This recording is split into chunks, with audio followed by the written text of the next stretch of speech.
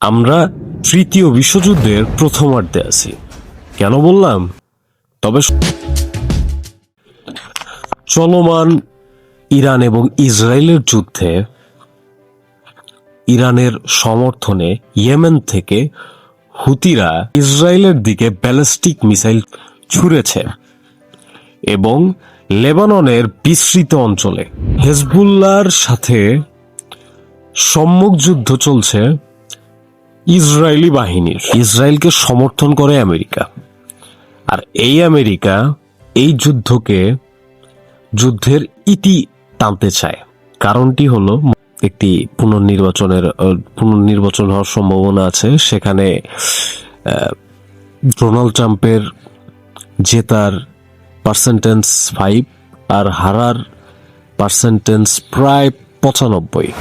Donald Trump চাচ্ছে যে এই যুদ্ধটি বন্ধ হয়ে যাক বা আলোচনায় বসা যাক। ডোনাল্ড ট্রাম্প জানে না যে এই যুদ্ধের কন্ট্রোলার তার হাতে আর নেই। এই যুদ্ধের কন্ট্রোলারটি অটোমেটিক্যালি ইরানের কাছে চলে আসছে। কারণটি হলো, দেখেন, এই পৃথিবীতে সব থেকে জরুরি জিনিসটা হচ্ছে তেল, আর এই তেলের প্রায় 60 থেকে 70% আসে মধ্যপ্রাচ্য থেকে। আর এই মধ্যপ্রাচ্যের সব থেকে শক্তিশালী দেশ হচ্ছে ইরান। কারণ ইরান পৃথিবীর সব থেকে বেশি মিসাইল সমৃদ্ধ দেশ, আর পৃথিবীতে সব থেকে আধুনিক ড্রোন ইরানই তৈরি করে। আবার দেখেন, মধ্যপ্রাচ্যে যত প্রক্সি গ্রুপগুলো আছে, যেমন Hezbollah, Houthi, Hamas, PMF, Palestinian Islamic Jihad, এগুলো সহস্র গোষ্ঠীকে তারা সমর্থন করে অর্থ দিয়ে, অস্ত্র দিয়ে। আফগান শিয়া ফাইটার্স এবং পাকিস্তানি শিয়া ফাইটার্সকেও তারা নিয়ন্ত্রণ করে। দেখতে গেলে মধ্যপ্রাচ্য যদি একটি পৃথিবী হয়, সেই পৃথিবীর বেতাজ বাদশাহ হচ্ছে ইরান। লক্ষ্য করেন, যদি আমেরিকার মতো একটা মহাবড় শক্তি, যার কাছে কিছু সময়ের জন্য আমরা চিন্তা করি আমেরিকার কাছে নিউক্লিয়ার ওয়েপনটা নেই, তাদের সাথে ইরানের যুদ্ধ চলছে, যুদ্ধের ফলাফল কি হবে জানেন? একই সমান হবে। ইনডিরেক্টলি তারা কিন্তু এই যুদ্ধে আছে, ইনডিরেক্টলি বা ডিরেক্টলি তারা কিন্তু এই যুদ্ধে আছে। থাকার কারণে ইরানকে কিন্তু তারা দমাতে পারছে না। ফলাফল কিন্তু শূন্যই থেকে যাচ্ছে, একদম জিরো থেকে যাচ্ছে। তো যদি এই দিক দিয়ে ধরি, আমেরিকার নিউক্লিয়ার ওয়েপন বাদে আর ইরানের ভৌগোলিক অবস্থান থেকে, বর্তমান অবস্থান থেকে যদি যুদ্ধ হয়, ফলাফলটা কিন্তু সেম আসবে। এই কথাটি কেন বললাম? দেখেন, আমেরিকাকে কেন আমি টানছি, সবাই জানেন আমেরিকাকে কেন আমরা টানছি আমাদের কথায়। কারণ আমেরিকা তারা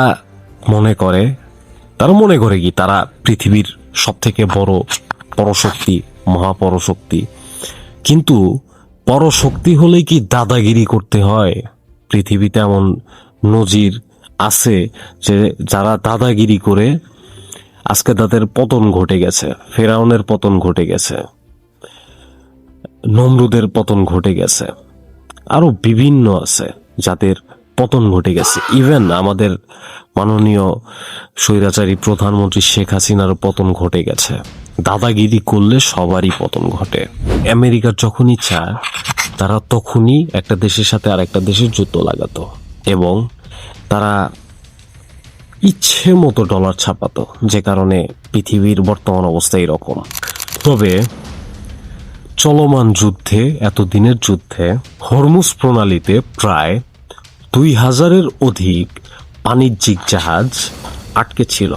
কিছু সংখ্যক জাহাজ তারা যেতে দিয়েছে, আর ম্যাক্সিমাম জাহাজ তারা আটকে রেখেছে এবং বলেছে যে যদি আপনারা এই স্ট্রেট অফ হরমুজ দিয়ে বাণিজ্যিক জাহাজগুলো ট্রানজিট করতে চান, তাহলে আমাদেরকে ট্যাক্স দিতে হবে। আর সেই ট্যাক্সটি ডলারে নয়, বরং চীনের ইয়নের মাধ্যমে আমাদেরকে ট্যাক্স দিতে হবে। সর্বপ্রথম জাপানই বলেছে যে আমরা আপনাদের চীনের ইয়নের মাধ্যমেই ট্যাক্স দিব। পার শিপ 2 মিলিয়নের উপরেও হতে পারে। তো স্বাভাবিকভাবেই বোঝা যাচ্ছে যে একদম ইরান একদম আমেরিকার যে মেরুদণ্ড, সেই মেরুদণ্ডতে অ্যাটাক করেছে। এবার হতে পারে আমেরিকা এই যুদ্ধে ডিরেক্টলি নেমে যেতে পারে, আর যুদ্ধের অবস্থান ভয়াবহ, আরো ভয়াবহ হতে পারে। মাত্র শুরু এটা যুদ্ধের, আরো ভয়াবহ হতে পারে এই যুদ্ধ। আর আমেরিকা যদি এই যুদ্ধে নামে ইসরায়েলের পক্ষে, বা তারা যদি ডিরেক্টলি যুদ্ধে নামে, তাহলে চীন এই যুদ্ধে নেমে পড়বে। তৃতীয় বিশ্বযুদ্ধের আমরা প্রথমার্ধে আছি, মাঝামাঝি অবস্থানে আমরা যাচ্ছি। এই ইরানের এই সিদ্ধান্তের মাধ্যমে আমরা মাঝামাঝি অবস্থানে যাচ্ছি।